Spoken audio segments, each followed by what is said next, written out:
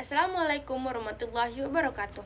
Perkenalkan, nama saya Zipa Zaldiah. Saya dari Prodi Pendidikan Bahasa dan Sastra Indonesia dengan NIM 256212122. Tujuan saya buat video ini untuk memenuhi tugas pelajar dan pembelajaran bahasa Indonesia dengan dosen pengampu Bapak Assof Profesor Asnawi SPD MPD. Di sini saya ingin menjelaskan tentang motivasi belajar. Apa itu motivasi belajar? Di sini saya menjelaskan tentang motivasi belajar. Ada beberapa pendapat yang saya temui di jurnal, yaitu pendapat pertama yaitu Harahap et al. Yaitu pada tahun 2021.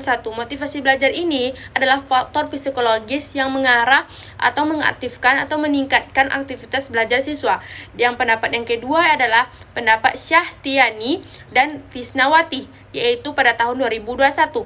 Motivasi merupakan dorongan fisiologis untuk mendorong seorang yang bertindak untuk mencapai tujuan.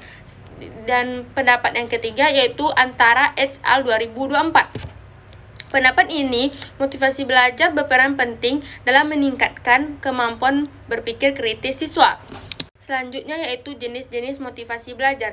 Ada dua jenis motivasi belajar. Yang pertama, motivasi intrinsik, yang kedua motivasi intrinsik. Di sini saya ingin menjelaskan tentang motivasi intrinsik. Apa itu motivasi intrinsik? Motivasi intrinsik adalah motivasi dorongan belajar yang muncul dari dalam diri siswa, seperti ingin muncul rasa ingin tahu, keinginan memahami materi, serta kepuasan dalam belajar.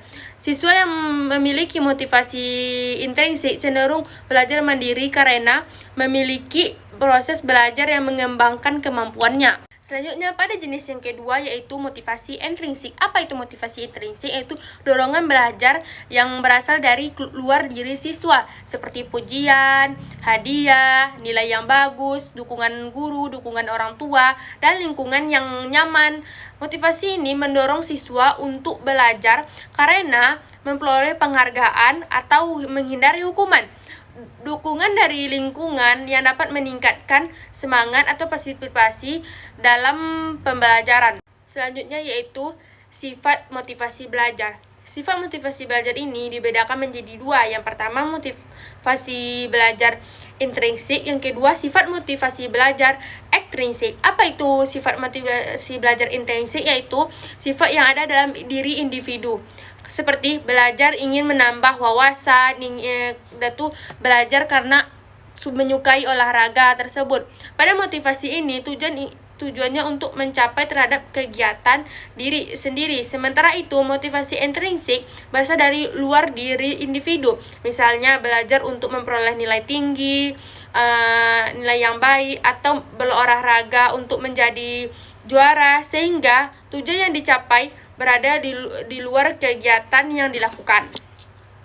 Selanjutnya yaitu faktor yang memengaruhi munculnya motivasi belajar. Yang pertama, tidak kesadaran siswa terhadap kebutuhan dan tujuan belajar yang ingin dicapai.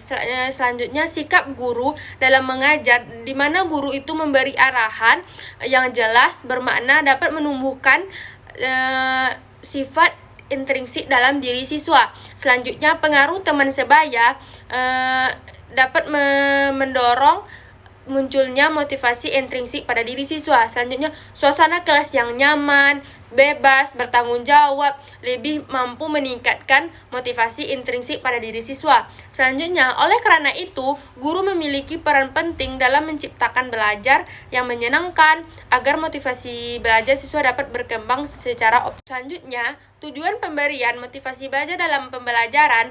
Yang pertama adalah tujuan pemberian motivasi dalam pembelajaran adalah sebagai penggerak yang mendorong siswa untuk aktif belajar, baik secara visual, lisan, maupun psikomotorik. Motivasi belajar ini juga membantu mengurangi rasa bosan, dalam kurang minat belajar, sehingga siswa lebih semangat mengikuti proses belajar. Dengan motivasi belajar yang baik, siswa dapat mengembangkan potensi diri secara optimal, mencapai prestasi belajar yang maksimum pada aspek kognitif dan psikomotorik. Dan adapun Fungsi motivasi belajar ini yaitu menggerak siswa untuk terlibat aktif dalam belajar. Yang kedua, mengarah perilaku siswa agar fokus pada tujuan yang ingin dicapai. Dan yang ketiga, menjaga konsisten dan ketekunan belajar siswa. Dan yang keempat, yaitu menangkal pengaruh negatif yang menghambat proses belajar dan meningkatkan kemampuan kreatif dan kinerja akademi, serta mendorong kemandirian, mengurangi kejenuhan, dan meningkatkan partisipasi aktif dan dalam diri siswa dalam pembelajaran. Selanjutnya yaitu evaluasi kognitif, efektif, dan psikomotorik. Apa itu? Yaitu pertama itu evaluasi motivasi belajar ini dapat dilakukan dengan ranah kognitif, efektif, dan psikomotorik. Pada ranah kognitif, peserta didik diharapkan mampu memahami motivasi belajar dan membedakan motivasi intrinsik dan ekstrinsik, dan mengidentifikasikan faktor-faktor yang memengaruhi serta menganalisis hubungan antara motivasi yang tinggi kemampuannya berpendapat kritis dalam memecah. Sedangkan pada ranah efektif dan psikomotorik, evaluasi difokuskan pada sikap dan perilaku siswa atau peserta didik.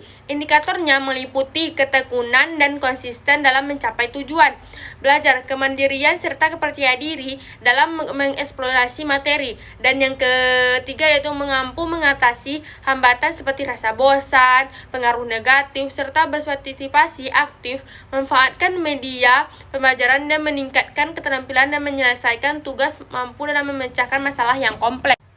Hanya inilah materi yang dapat saya sampaikan. Kalau ada kata yang salah mohon dimaafkan. Wabillahi taufiq wal hidayah. Wassalamualaikum warahmatullahi wabarakatuh.